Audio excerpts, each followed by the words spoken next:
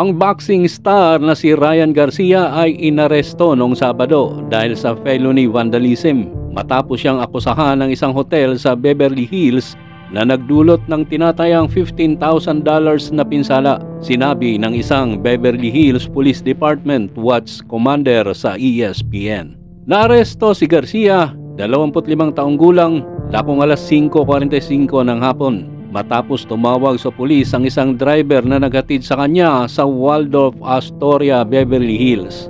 Nagpasya ang hotel na magsampa ng kaso sandaling dumating ang mga pulis, bagamat hindi pa malinaw ang klase ng pinsala at ang pag-uugali ni Garcia sa puntong ito. Matapos siyang mabook sa kulungan ng Beverly Hills Police Department, sinabi ng pulisya na nagreklamo si Garcia sa isang medical na issue at pagkatapos ay inilipat sa Cedar Sinai Medical Center para sa pagsusuri at paggagamot.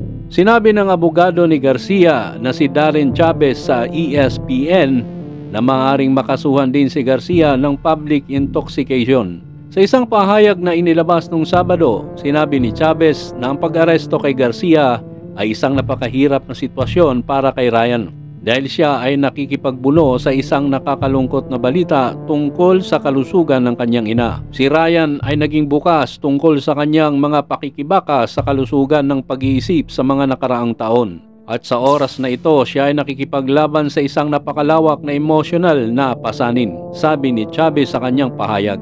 Ang suporta at pag-unawa mula sa mga tagahanga at publiko ay mahalaga habang tinatahak niya ang mga personal na hamon na ito. Masigasig kaming nagsusumikap para maibigay kay Ryan ang mga mapagkukunang kailangan niya. Ang aming koponan ay nakatuon sa pagtiyak na natatanggap niya ang naangkop na tulong at pangangalaga upang matugunan ang kanyang pangangailangan at pangmatagalang kagalingan. Humihingi kami ng patuloy na suporta at malasakit habang nakatuon si Ryan sa kanyang pamilya at sa kanyang kalusugan sa ngayon.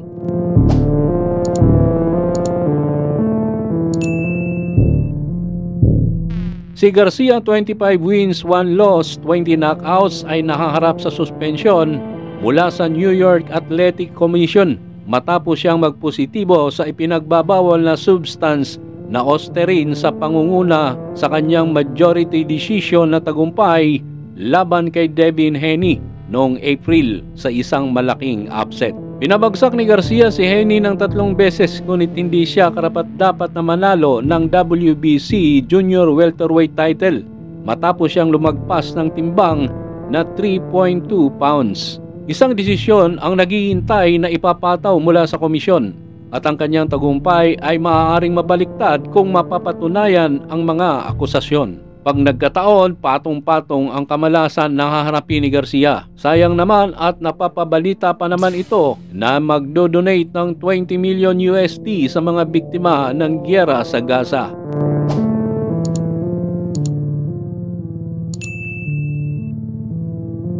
Sa kabilang banda naman, nakatikim muli ng talo si Adrian Broner laban kay Blair Cobbs. Naniniwala ang dating boxing champ na si Adrian Broner na ninakawan siya ng mga hurado sa kanyang pinakabagong laban. Noong Biyernes ng gabi, Sabado sa Pilipinas, hinarap ni Broner si Blair Cobbs at dinanas ang ilang maagang paghihirap.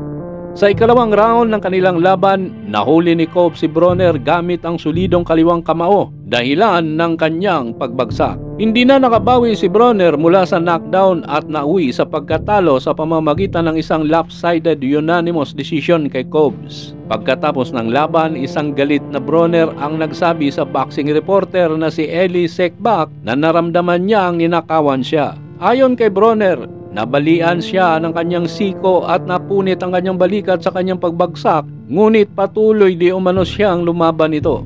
Mukhang naharap na sa pagriretiro itong binansagang The Problem sa kanyang boxing career dahil sa masamang performance ng kanyang huling laban. Matatanda ang nagreklamo din ito sa resulta ng kanilang laban noon ni Manny Pacquiao dahil dinaya din daw siya noon na sa tingin niya ay mas marami siyang patama kaysa nagawa ng kanyang kalaban.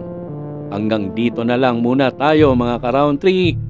Huwag kalimutang mag-subscribe sa aking munting channel. Maraming salamat sa patuloy na panunood.